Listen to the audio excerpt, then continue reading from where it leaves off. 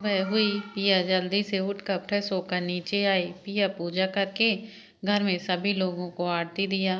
फिर पिया रिया से बोली, चल तेरी आज हल्दी है ना, तुझे तैयार करती हूँ। तुम्हें आज सबसे ज़्यादा खूबसूरत दिखना है, जो कि हल्दी से ही होगा। हल्दी लगाने से तेरा निखार भी बढ़ेगा। फिर दोनों लोग ऊपर तैयार होने के लिए चली गईं।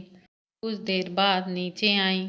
रिया को गीता जी ने बीच आंगन में चौकी पर बैठाकर हल्दी के लिए बैठा दिया। एक एक कर सभी ने हल्दी लगाने लगी। रिया आज बहुत खुश थी। दूर से बैठे हुए राजेंद्र जी की आंखें नम हो गई थीं अपनी बेटी को जो देख रहे थे। तो तब नीता जी उनके पास आते हुए बोली, आज हमारी बेटी कितनी बड़ी हो गई है, समय कितना जल्दी से रफ्तार ले लेती है। हमारी बेटी हमारे गोद में खेलती थी, लेकिन आज देखो रिया को शादी हो रही है। फिर नीता ने राजेंद्र जी को कहा, अब चलो हल्दी लगा लो। राजेंद्र जी ने आगे बढ़कर रिया के सामने आकर हल्दी के बाल से अपने हाथों में लगाकर रिया को बड़े प्यार से हल्दी लगाने लगे। रिया ने खुश होते हुए बोली, पापा आपने दवाई खाया कि नहीं। तब राजेंद्र जी ने कहा, बेटा मैंने दवाई खा लिया है। फिर सब लोगों ने हल्दी लगाया। इसी तरह हल्दी का रस्म पूरा हुआ। शादी का दिन भी आ गया था।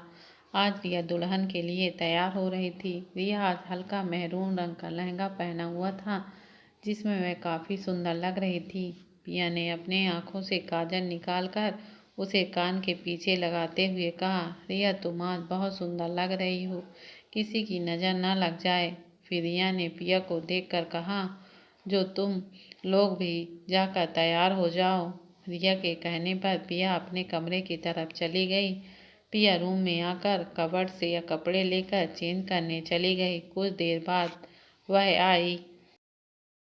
पिया ने cream colour heavy embroidery work lehenga choli पहनी थी और एक साइड दुपट्टा रख मिरर के सामने तैयार हो रही थी। तभी शिव आया तो पिया को देखकर अपना सारा गुस्सा भूल गया और अपने कदम पिया के पास बढ़ाने लगा और पीछे से बाहों में भर लिया और कंधे पर सर रखकर बोला, जान आप बहुत ज़्यादा सुंदर लग रही हो। पिया ने मिरर से शिव को देखा तो बोला, आप कब आ गए। पिया बोली, आपका कपड़ा निकाल दिया है, आप चेंज कर लें। शिव कपड़ा लेकर चला गया और शावर के नीचे खड़ा होकर सोचने लगा और खुद से कहा, पिया अब तुम कभी हमसे दूर नहीं जाएंगे। यह हमारा खुद से वादा है और दुश्मन को हमारी कमजोरी भले ही पता चल गई है, लेकिन पिया मैं आपको कुछ नहीं होने दूंगा। यह सोचते हुए उसने शावर लिया और रेडी होकर वह बाहर आया। शिव जब बाहर आया तो वह अपने ही आप में गुम था। पिया ने उसको देखते हुए कहा, क्या हुआ शिव, कुछ हुआ है क्या।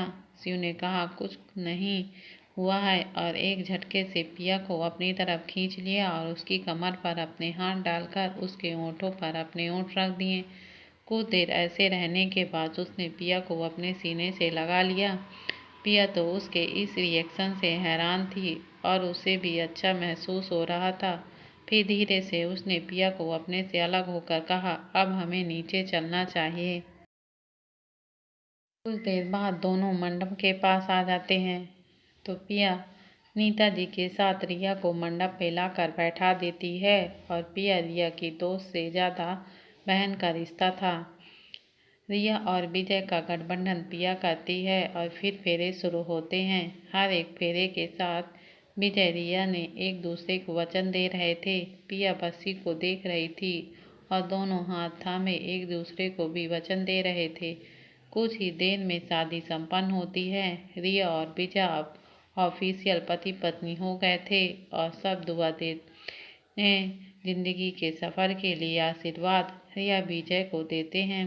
समय हो जाता है विदाई का। रिया बहुत ज़्यादा रो रही थी। नीता जी और राजेंद्र जी उसे गले लगाकर विदाई करते हैं। विदाई होने के बाद सारे मेहमान अपने घर चले गए और पिया राजेंद्र जी और नीता जी को संभाल रही थी। सुबह का वक्त पिया नीचे आकर राजेंद्र जी और नीता जी से बोली, अंकल आंटी अब हमें भी मुंबई जाना पड़ेगा। तब राजेंद्र जी ने कहा, बेटा तुम दोनों और कुछ दिन तक रुक जाओ। तब शिव ने आते हुए कहा, कुछ ज़रूरी काम है, अब हमें जानना चाहिए। तब नीता जी ने कहा, पहले तुम दोनों नाश्ता तो कर लो। नाश्ता करने के बाद वह दोनों एयरपोर्ट के लिए निकल गए, क्योंकि खुद के एरोप्लेन से जाने वाला था वंश। कुछ देर फ्लाइट मुंबई में लैंड हुआ और पिया का हाथ पकड़कर एयरपोर्ट से बाहर आया। बॉडीगार्ड सर नीचे झुकाकर ग्रीट कर रहे थे। एयरपोर्ट पर सिक्योरिटी बहुत ज़्यादा टाइट थी, गार्ड्स प्रोटेक्ट कर रहे थे। शिव और पिया को अपनी कार के पास लाया और अंदर बैठाया। तभी शिव ने पिया का कमर पकड़कर अपने गोद में बैठा लिया। पिया के साथ यह सब इतनी जल्दी हुआ कि समझ भी नहीं पाई। शिव ने पिया को कसकर अपनी बाहों में जकड़ लिया और प्यार से उसे देखने लगा। वह दोनों ऐसे ही एक दूसरे में खोए हुए थे। कुछ देर बाद कार सीधा शिव के विला पर रुकी। जब वह दोनों अंदर आए तो लिया उन दोनों को देखकर खुश हो रही थी। अपने मन में सोच रही थी, साथ में कितने अच्छे लग रहे हैं। लिया ने उन दोनों को ग्रीट किया, फिर वह दोनों ऊपर कमरे की तरफ चले गए। कमरे में पहुंचने के बाद शिव ने पिया से कहा, मुझे ऑफिस जाना है। पिया ने भी अपना सिर हाँ में हिला दिया। टिया ने कहा, मुझे भी हॉस्पिटल जाना होगा।